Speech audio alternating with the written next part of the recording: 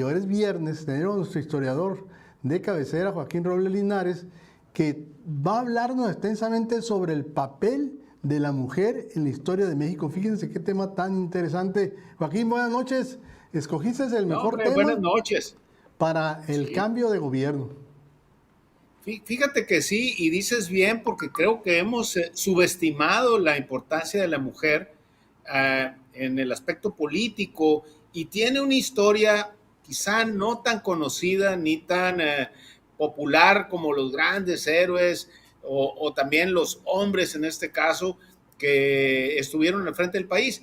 La verdad es que la lucha política de la mujer viene desde muy lejos y es una lucha y un esfuerzo notable. Mira, hoy efectivamente atestiguaremos el próximo martes el arribo de la primera mujer a la presidencia de la República. Esto es histórico y remarco esto que es histórico porque vuelvo a mencionar aquí en este espacio que la historia tiene derecho de admisión, no todo es histórico, así se utilice frecuentemente esta expresión. La realidad es que no todo es histórico, pero lo que viviremos, y bien lo decías, estará en los libros de texto y se verá por las próximas generaciones, en este caso, el arribo de una mujer, Claudia Sheinbaum, que llegará por primera vez a la presidencia de la República. Y es algo que, por lo cual debemos estar contentos todos, porque cuando uno revisa la trayectoria política y la lucha de las mujeres, es impresionante. Mira, las primeras mujeres que quisieron participar en política públicamente, lo hicieron a finales, perdón, desde mediados del siglo XIX, lanzaban cartas, tenían ciertas agrupaciones, a finales del siglo XIX tuvieron un poco más de presencia, pero yo creo que lo más importante vino ya a principios del siglo XX. Hay que también referirnos un poco al movimiento sufragista, así se llamaba, en Inglaterra particularmente fue donde tuvo un dinamismo también muy importante. Lo verán ustedes en distintas series y películas, cómo estas mujeres sufragistas en Inglaterra incluso llegaron a cometer actos terroristas precisamente buscando pues el voto, algo tan sencillo como es hoy. En aquellos años no era usual que la mujer votara. Bueno, en México sucedió lo mismo y la primera organización importante se dio en torno al presidente Madero. Y estas mujeres que buscaban el voto, estas sufragistas mexicanas, se conformaron en una asociación que se llamaba Las Hijas de Cuauhtémoc. ¿Sí? Un nombre muy peculiar y además que aludía a ese pasado histórico grandioso y que profundizaba sus raíces en el México prehispánico. Estas mujeres que conformaban las Hijas de Cuauhtémoc empezaron a luchar precisamente por el voto femenino. ¿Quiénes estaban ahí? Había personajes como Hermila Galindo, una mujer extraordinaria, una revolucionaria que incluso participó con Carranza, fue colaboradora personal de Carranza. Esta es Hermila Galindo. Y hay una anécdota curiosa con Hermila Galindo. Ella, a pesar de que no había legislación que autorizara a una mujer como candidata, bueno, fue candidata, ella se postuló sin importar la legislación y ganó la elección, pero pues no se la reconocieron Claro. porque la legislación o las leyes de la época pues no reconocían como candidatos a las mujeres. Pero eso, para que vean la fuerza y la potencia que tenían estas luchadoras por la democracia. Hermila Galindo junto a otras, con el paso de los años, y una yucateca muy importante, Elvia Carrillo Puerto, fundan en 1916 un congreso feminista, Hilario. Ahora la palabra la vemos frecuentemente y hablan del feminismo, ya incluso hay hasta tipos de feminismo. Bueno, estas mujeres se congregaron en torno al sufragio y fundan por primera vez un congreso feminista en Yucatán y a raíz de este congreso de mujeres preocupadas por su futuro político, llegan las primeras diputadas locales en el país. Esta era una de ellas, Elvia Carrillo Puerto, junto con otras dos mujeres, conquistan las posiciones, son electas y llegan a formar parte del primer congreso que tenía paridad y además tenía la presencia de estas mujeres tan combativas. Hay que acotar que este congreso, con el asesinato después de Felipe Carrillo Puerto y otras situaciones políticas, quedó anulado y pues quedan fuera de sus posiciones, pero el esfuerzo y la llegada a la diputación local en Yucatán pues fue notable. Así vendrán otras mujeres con el paso de los años, combatirán precisamente la presencia de la mujer en el escenario electoral, y los primeros esfuerzos se dan en el gobierno de Cárdenas por establecer la legislación y que el voto femenino fuera una realidad, no más que se frustra. De hecho, las primeras posiciones a las que pueden ellas llegar, o más bien a donde pueden votar, es en las elecciones municipales. Y había una gran oposición, Hilario, en relación a que la mujer participara electoralmente, por una razón que ahorita pues provocaría vergüenza y además una verdadera burla, porque decían las autoridades de la época que la mujer podía estar influenciada por los curas. Entonces, o por el marido, ¿no? Así es, como si la mujer fuera influenciable, ¿verdad? Entonces, la verdad es que pues no tenía ningún sentido. Esto va avanzando, estas mujeres van creciendo en sus demandas. Hermila Galindo, Eulalia Guzmán, otra gran mujer arqueóloga, en fin, todos estos personajes de gran trascendencia e importancia. Y así llegará a la época de Miguel Alemán. Con Miguel Alemán se establecen ciertos criterios, pero no será hasta Adolfo Ruiz Cortines que decreta la ley en 1953 para la elección del 55. En 1955 ya la mujer puede sufragar y además puede participar electoralmente. Y entonces empezarán las primeras mujeres a llegar. Habrá la primera diputada, ahí le mandé a producción la foto, la primera legisladora federal, una diputada de Nayarit, muy importante, con una trayectoria también muy particular. Estas fueron las primeras, María Lavalle Urbina, y esta diputada también muy, muy importante. Lavalle fue senadora junto con Alicia Arellano, que también llegan por primera vez al Senado, pero antes había llegado. Fíjate, platicaba la doctora Arellano, que, ¿cómo se llamaba el antiguo local? Ahí la vemos en pantalla, mira, de la que está a la izquierda. Sí, es la doctora Arellano. 5 de julio. Ella platicaba... El antiguo local, la de Jicotencal. Sí, que el local no tenía baños para mujeres. ¿No? No había baños para mujeres, entonces tenían que brincarse creo que está cerca del Sambors de los Azulejos, por ahí, ¿verdad? Sí, está en el centro de la capital, sí, ahí está Jicotencal, que es el espacio alternativo del Senado, sí. Y era donde sesionaban. Y ahí no había baños para mujeres, entonces tenían que salirse las mujeres, ella y su compañera, para ir al Sambors al baño, porque no había dónde entrar a una mujer. No estaban preparados para que las mujeres llegaran a esas posiciones. No, fíjate, porque la lucha de la política de la mujer fue, por eso hay que reconocerlo y hay que exaltarlo, porque a pesar de incluso impedimentos físicos, no estaban en los lugares diseñados para recibirlas malamente, ¿no? Malamente, además, es un error garrafal. Bueno, así van llegando y estas mujeres van haciendo historia. Aquí en Sonora también sucede, llega por primera vez una mujer a la diputación, una mujer de apellido Girado, María Jesús Girado. Ella era una sindicalista muy importante y llega por primera vez a la Cámara de Diputados y hace un extraordinario papel, y desde entonces, aquí está, la diputada María Jesús Girado llegará, originaria del sur del estado. Ella era representante de un sindicato y además una mujer muy combativa que tenía una trayectoria política independientemente de su posición como diputada, y ella consigue arribar precisamente a esta posición en la Diputación y abre brecha. A raíz de ella llegarán otras mujeres.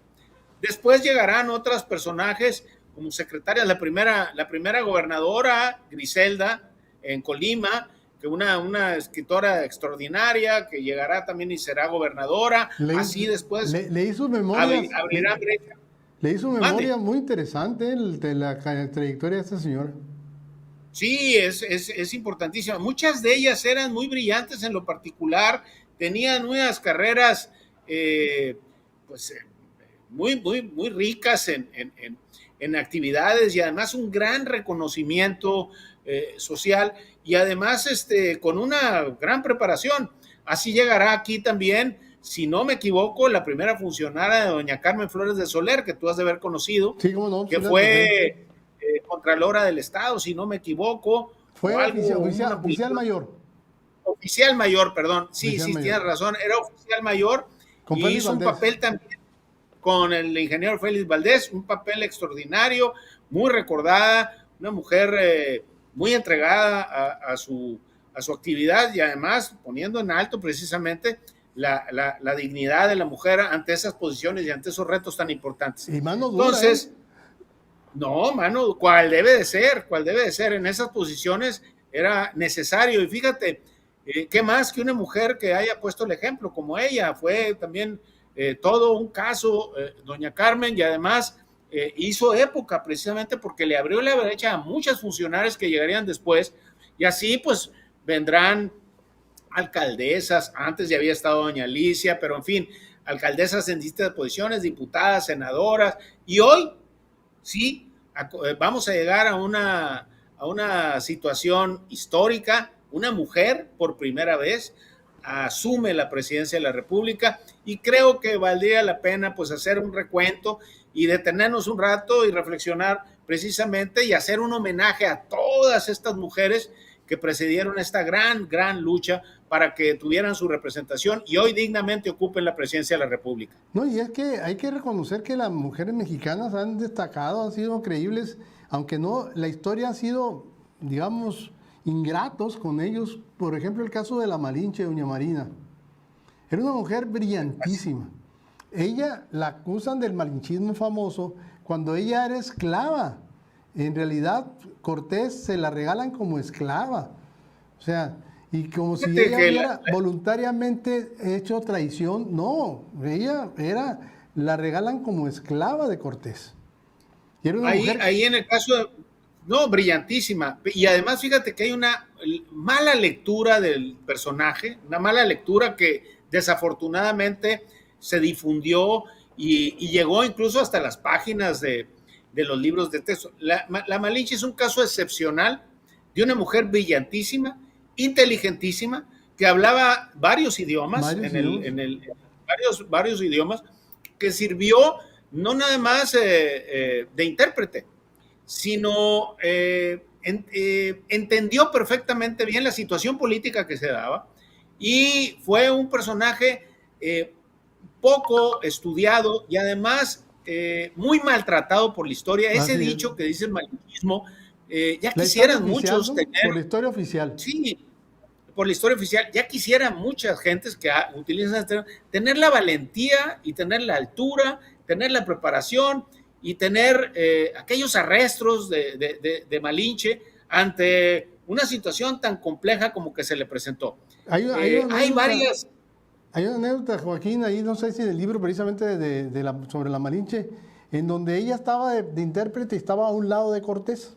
Entonces llega un cacique a tratar un asunto con Cortés, se dirige a él y mientras le traduce la Malinche, le dice, necesito que se haga esto, otro. Y la Malinche le dice, doña Marina le dice, no está autorizado. Pero no ha dicho nada a él, no. Le dice, por favor, que consúltelo. Y ya le traduce y Cortés le dice, no. O sea, tomaba decisiones políticas. La Malinche tomaba decisiones políticas. con el paso de los años, la Malinche y una de sus hijas, Tecuixpo, que fue también una princesa y una noble, hay que recordar, ahora que está el pleito la verdad es que es una cosa de lo más ridículo en lo que hemos caído, pero bueno. Es que busca reflectores, hombre, nada más. Reflectores. La realidad es que la corona española tuvo muchos aciertos en el caso de la conversación y la situación que se da precisamente con las monarquías indianas. Y estas, por ejemplo, en el caso de Tecuixpo, se va a España, la hija de ellos, y allá tiene descendencia y hasta la fecha las casas o los descendientes de estos personajes están en España sin renunciar a sus raíces indígenas mexicanas. En el caso de la Malinche fue un personaje excepcional. Ella traducía, hay que recordar que la primera experiencia que ella tiene es cuando llegan unos españoles que habían estado presos o habían vivido con los indígenas de Yucatán, prácticamente dos españoles, Jerónimo Aguilar y Gonzalo Guerrero. Entonces Cortés les dice que se regresen con ellos. Gonzalo Guerrero se niega rotundamente y les dice que ya no tiene nada que hacer con los españoles, que él tiene su esposa y sus hijos y él era un indígena más junto con sus niños. De él no se vuelve a saber nada más. Aparentemente murió Gonzalo Guerrero defendiendo, eso no se dice, defendiendo precisamente a la tribu a la cual lo había acogido. Sin embargo, Jerónimo Aguilar, que era un peninsular también, un militar, sí se va con Cortés y él hablaba maya, entonces él le decía en maya a Malinche y la Malinche traducía en otro idioma y así entre ellos dos le traducían a Cortés todo lo que iba sucediendo en el trayecto a la Ciudad de México. Sin embargo, la Malinche fue todavía más importante porque se convirtió en un instrumento político, pero además con una gran notoriedad y una gran inteligencia y trascendió la historia. Desafortunadamente hay una mala lectura. Y también te voy a decir algo, Hilario, creo que hay una lectura sexista de la historia. Sí, ándale, eso porque, es lo que pasaba, porque era mujer.